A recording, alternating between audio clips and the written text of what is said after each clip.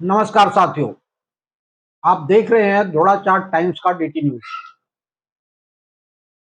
आज हम आपको आध्यात्म सीरीज में समसामयिक विषय पर चर्चा करने के लिए प्रस्तुत हुए हैं।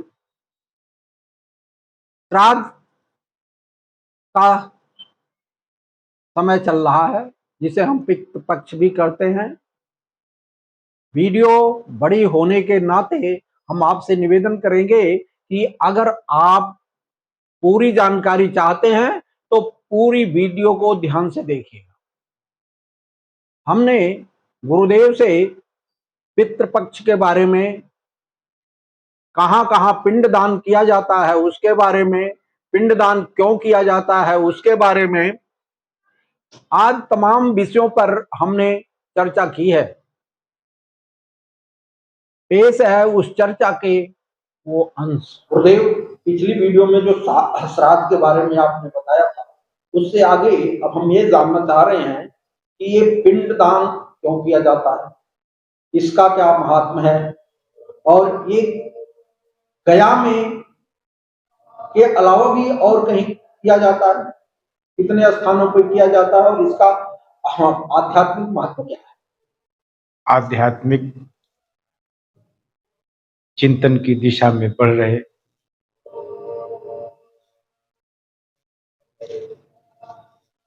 महाकाल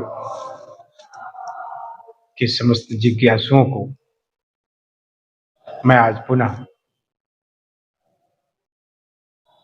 इस आध्यात्मिक विमर्श को प्रारंभ करूं, उससे पूर्व हृदय से आभार प्रकट करता हूं। आज मेरे समक्ष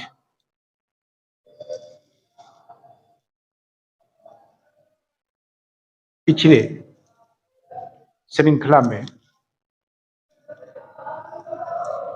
संदर्भित श्राद्ध से जो विषय प्रस्तुत किए गए थे, आज का प्रश्न भी पूरी तरह उसी जिज्ञासा के प्रति मुझे अपने विचार रखने के लिए प्रेरित करता है। श्राद्ध, जिसके विषय में पूर्व में ये बताया जा चुका है कि श्राद्ध श्रद्धा का ही बिगड़ा हुआ रूप है। श्रद्धा संस्कृति का शब्द है और श्राद्ध विकृति का शब्द है। दोनों के अंतराल में बहुत अंतर है। श्रद्धा का दूसरा रूप प्रेम है और उसका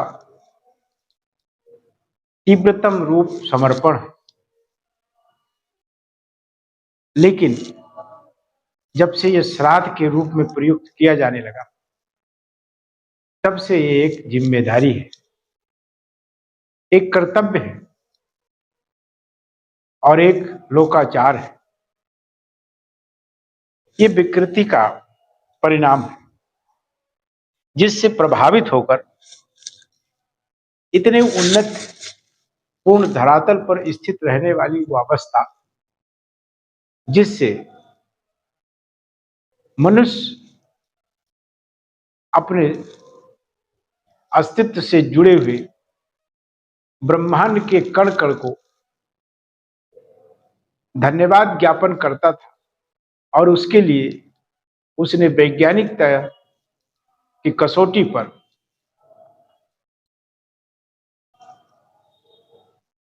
जिसका प्रयोग जीवन के लिए सार्थक हो, उस सार्थकता के आयाम से संबंधित अपने व्रत, अनुष्ठान, उत्सव आदि उसी आधारित मनाने की परंपरा का निर्वहन करता था। परंपराएं तो हैं, पर परंपराओं के भीतर उसकी श्रेष्ठ आत्मा नहीं है। श्राद्ध हम करते हैं पर श्रद्धा नहीं है। यही आधुनिक परिवेश का ज्वलंत उदाहरण है। जब हम किसी प्रयोग से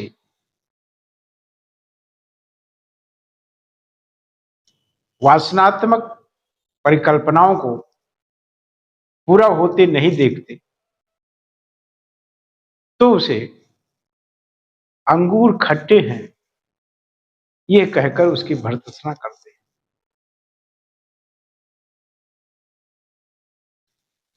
यद्यपि अंगूर कैसे हैं कैसे नहीं, उनकी अप्राप्यता की अवस्था में उसे खट्टे मानकर तिरस्कृत किया जाना यह विशेष अनुज्ञप्ति नहीं है।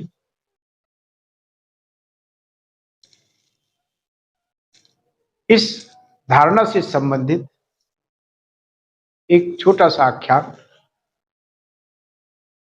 जिसमें एक लोमड़ी अंगूर की लताओं पर उन्हें प्राप्त करने के लिए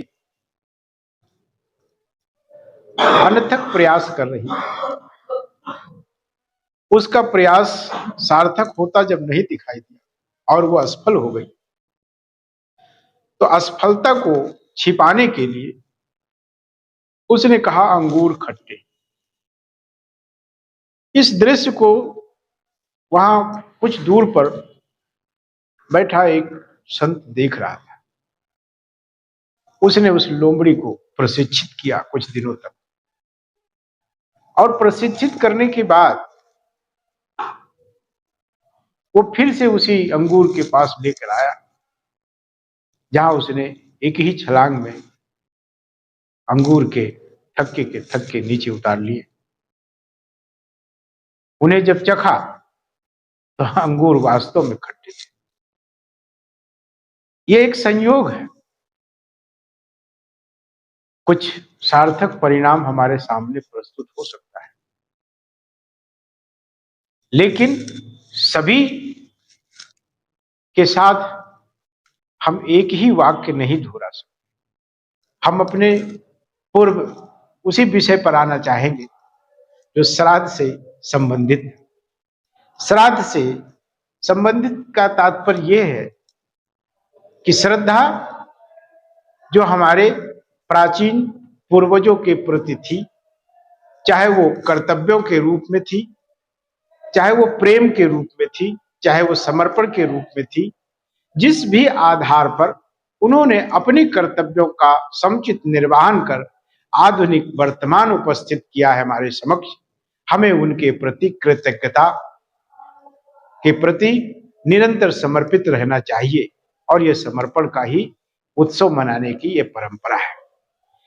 परंपराओं के आधार पर जब प्राचीन काल में बड़े बड़े मनीषी योगी हुआ करते थे तो उन योगियों का तात्पर्य यह था कि वे अपने योगाभ्यास के माध्यम से अपने प्राण वायु को सहस्त्रार से लेकर निकलते थे तो मुक्त समझे जाते और मुक्त हो गए। ये परंपरा थी योगियों की। हमारे हृदय में 101 नाड़ियां हैं और उन 101 नाड़ियों में 100 जो है वो संसार के प्रपंचों से भरी पड़ी है।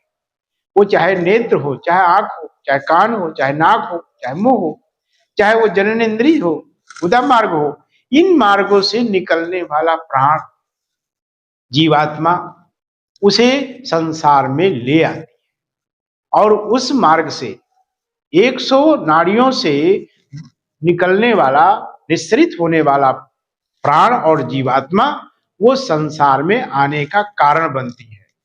लेकिन जो एक और नाड़ी है जो 100 के बाद है जिसे सुषुम्ना कह सकते हैं, वो सुषुम्ना नाड़ी को आयोनी कहते हैं।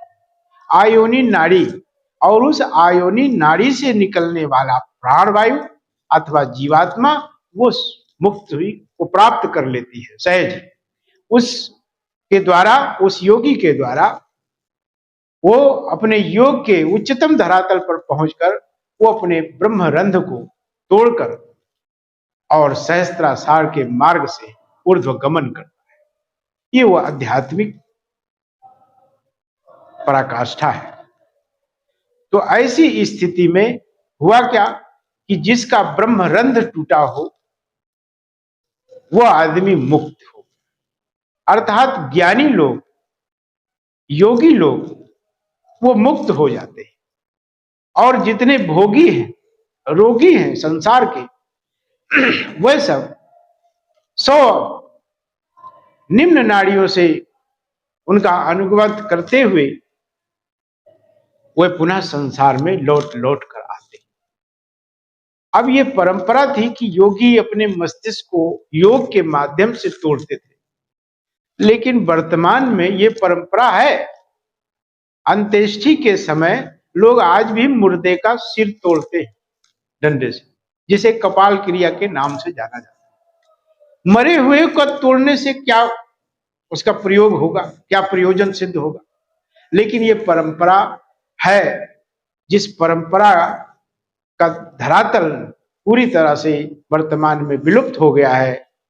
अब केवल सांपों का चले जाने के बाद जिस प्रकार रस्सी रह जाती है या उसका निशान रह जाते हैं, उसी प्रकार से उसके निशान के प्रतीक के रूप में आज भी उस कपाल क्रिया का प्रयोग किया जाता है। तो बड़े बड़े योगाभ्यासी, सन्यासी और भी जो अध्यात्म के धरातल पर अपने आप को समर्पित करते हुए निरंतर ध्यान और समाधि की ओर बढ़ते हैं, धीरे धीरे उनका अपनी जीवात्मा पर भी अधिकार हो जाता है। इसमें भी हम देखें कि हमारे साथ क्या क्या संकेत काम कर रहे हैं, वो जीवन के लिए कहाँ तक उपयोगी है। इसी को ध्यान में रखते हुए आप देखते हैं कि कई जगहों पर श्राद्ध के ये कर्म किए जाते हैं, अर्थात जिन जिन स्थानों पर योग और ध्यान को मिटाने की प्रकृति की गई, उन उन स्थानों पर अब श्राद्ध हो रहे हैं। जहां श्रद्धा के उन्नतम धरातल थे, वहां अब श्राद्ध किए जा रहे हैं।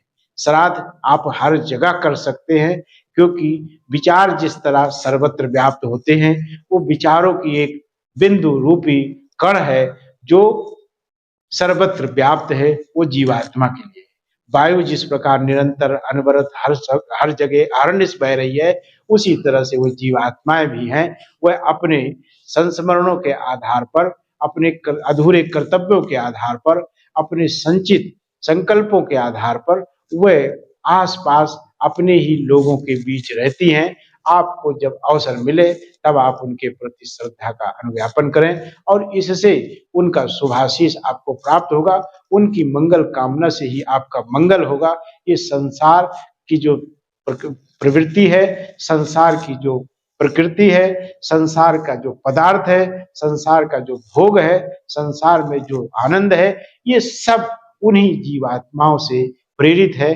इसलिए हमें अपने से संबंधित रह करके उन समस्त जीवात्माओं के लिए अपना कर्तव्य का समुचित निर्वहन किया जाना के प्रति समर्पित रहना चाहिए। और यही ये श्राद्ध पक्ष हमारे लिए ये उत्सव के रूप में उपस्थित होता है, बार बार उपस्थित होता है। जीवन में कई बार हम देखते हैं कि ऐसे अवसर पर भी हम अपने उन तमाम पूर्वजों को भूल जाते हैं जिन्होंने हमें जीने का ये अवसर प्रदान किया है। तो जिन जिन स्थानों पर पवित्र नदियों के किनारे इसका अनुष्ठान किया जाता है, पवित्र नदियों के किनारे का तात्पर्य यह है कि मन जल का स्रोत है, जल का स्वरूप है, मन जल का प्रतीक है। इसलिए जहाँ जल ज्यादा होगा, वैसे भी हमारे शरीर में जल की मात्रा अधिक होती है। जल को संतुलित रखने के लिए हमें जलाशयों के निकट जाना चाहिए। जैसे जैसे हम जिस तरीके से जाएंगे, हम अगर छोटे से कुएं के पास होंगे तो वो मन जो है वो जल का कारक है, उस तरीके से मन कुएं के जैसा उसकी आकृति होगी। जलाशय के पास होंगे तो जलाशय के समान उसमें होगा, उसका अस्तित्व होगा। और जिस प्रकार वो नदी के किनारे जाएगा तो उसमें नीरवता और तरलता और निरंतरता, ये अच्छे अच्छे जो गुण हैं वो उसके अंदर में समाविष्ट हो जाएंगे और मन शुद्ध चेतना से जागृत हो उठेगा। आगे हम बढ़ेंगे, यदि हम समुद्र के पास जाएंगे तो वो और विशाल होकर के हमें अनंत परमात्मा से मिलाने की ओर प्रयाण कराने की मार्ग प्रदान करेगा, प्रेरित करेगा। इसलिए ऐसे जहां जहां जल के बड़े बड़े स्रोत हों वहां हमें बार बार ले जाना चाहिए अपने आप को, जहां से हमें मन को और अधिक उस सात्विक गुणों और सतोगुण की ओर प्रेरित करने की प्रेरणा प्राप्त हो। इसलिए ऐसे स्थलों पर इन प्रकार के श्रद्धा के क्रमों, कुरुक्षेत्र है और सभी चारों धाम हैं। चारों धाम हालांकि अभी आचार्य शंकराचार्य द्वारा ही स्थापित किए गए, उससे पूर्व यदि चार धाम नहीं थे तो इन लोगों के कारण ही उन चार धामों का अस्तित्व जो भी है आज वर्तमान में है, वहां पर भी सदैव अध्यात्म के तरंगों की तरलता और नीरवता प्रस्फुटित हो रही है। हमारे प्राचीन मनीषी पूर्वज जिनकी चेतना बुद्धि में स्थित होकर उन्हें बुद्धिमान बनाया और इस संसार में अपने आप को अस्तित्वमान बनाए रखने के लिए पीढ़ी दर पीढ़ी उन्हें प्रेरित किया, ऐसे उन स्थलों पर भी जाकर हमें अवसर मिले तो वहां जाकर अपनी विराटता को समझने का अवसर मिलता है। ऐसे देश में, विदेश में, संसार में, ये तत्र जहां भी ऐसे स्थान है, उन सभी स्थानों को उन पूर्वजों का कर्मभूमि मानकर उसके प्रति श्रद्धा न तो होना, ये आधुनिक। ये पिंडदान का क्या? पिंड का तात्पर्य है कि जैसे कण में, एक अणु में परमाणु है, एक कण में ब्रह्मांड है, उसी तरह एक पिंड में ब्रह्मांड है। पिंड का जो प्रवृत्ति है वो हम अपने आप के ही शरीर को एक पिंड के रूप में मानकर उसे बाहर विसर्जित करते हैं। जिस प्रकार से हम अपने शरीर को यदि सांसारिक वासनाओं को की ओर देखें तो जीवन में मनुष्य को कई प्रकार से कष्ट होते हैं। कुछ दैहिक है, दैविक है और भौतिक है। ये त्रिविध जो ताप से पीड़ित होकर के जो मनुष्य शरीर में दुख, दैन, रोग और दारिद्रता, शोक के भंवर उत्पन्न करते हैं, इनसे दूर होने के लिए प्राचीन मनुष्यों ने देखा कि यदि मनुष्य जीवन में उसका नौ जीवन किए जाए। नौ जीवन का मतलब है नया जीवन। जन्म तो एक बार हो गया, अब उसके जन्म के साथ में ऐसी मान्यता है कि जब वो गर्भ में होता है और जब वो एक बिंदु के रूप में होता है तभी उसकी नियति निर्धारित हो जाती है। नियति निर्धारण के साथ साथ ऐसा देखा गया है जिसे हम मान सकते हैं कि वह उसका पहला तो निर्धारित होता है उसकी श्वास। श्वास ही उसका जीवन है। श्वास का तात्पर्य आना और जाना। जब मनुष्य जन्म लेता है तो उसमें श्वास लेने का पहला कृत्य प्रारंभ होता है। इसी पहले कृत्य को करने के कारण उसमें कर्ता का अहंकार उत्पन्न होता है जो जीवन भर उसे घेरे रहता है। और यही अहंकार अंत में वो जब सांस छूट जाता है तो उसका शरीर का जो अहंकार है वो स्वतः नष्ट हो जाता है। तो ऐसी स्थिति में कि जब जीव गर्भ में है तभी उसके सबसे पहला कृत्य श्वास निर्धारण हो गया कि इतना वो श्वास लेगा। फिर उसका निर्धारण होता है बुद्धि, फिर उसका निर्धारण होता है धन, फिर उसका निर्धारण होता है उसके मृत्यु के कारण, फिर निर्धारण होता है उसके स्थल जिन पर उसे पैरों के निशान बनाने हैं, फिर उसे अपने सुख और शांति के माध्यमों का निर्धारण होता है। इस तरह वो बिंदु जो है उसमें 7 ऐसे सिद्धांत हैं जो इस सृष्टि के सिद्धांत हैं, जिसे जीवन श्रृंखला का भी सिद्धांत या सूत्र या नियम कहा जा सकता है। उसी प्रकार से उसके 7 सिद्धांत जो सप्त जन्म के कारक हैं, जो सृष्टि के श्रृंखला चक्र के कारक हैं, जो उसके सप्त चक्रों के उद्भेदन के भी कारक हैं, जो उसके अंदर छिपे हुए सप्त शरीरों के कारक है, उन सब का निर्धारण उसे गर्भ में ही हो जाता है। इसी आधार पर वो जीवन में सुख और शांति प्राप्त करता है।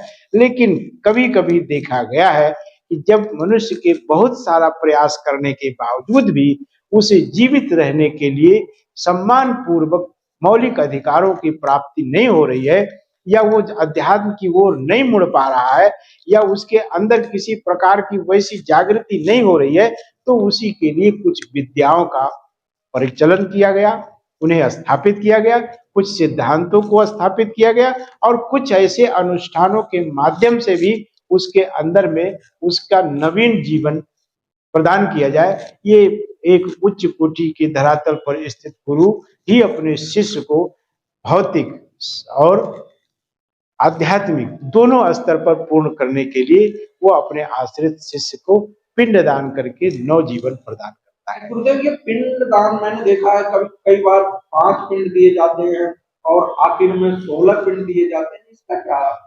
हाँ, ये 12 और 7, 12 आदित्य से पिंड का निर्माण होता है, क्योंकि आदित्य ही इस धरती का ऊर्जा का स्रोत है, और ऊर्जा ही हमारे कण कण में व्याप्त होकर वो हमें स्वरूप प्रदान करती है।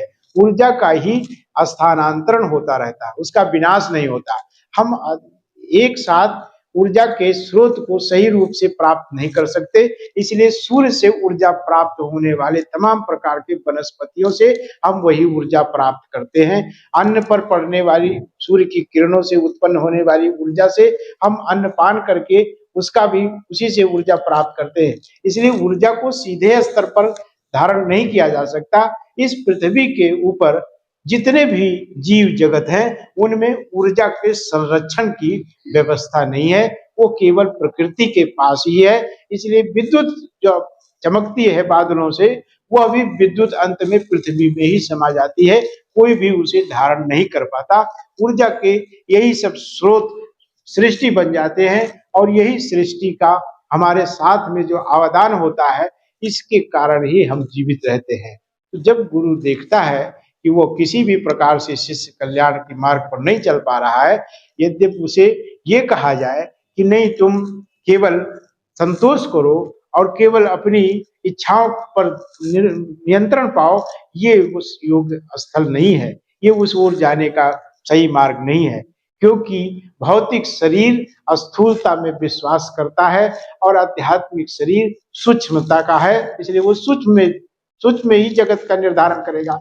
लेकिन स्थूल तो उसे कुछ अंश मात्र में चाहिए, अंश मात्र यदि उसे नहीं मिल सकता तो विराट ब्रह्म कैसे मिलेगा। इसलिए रोटी, कपड़ा, मकान, शिक्षा, सुरक्षा, सम्मान, ये जो 6 मौलिक चीजें हैं, ये उसके जीवन का आधार है।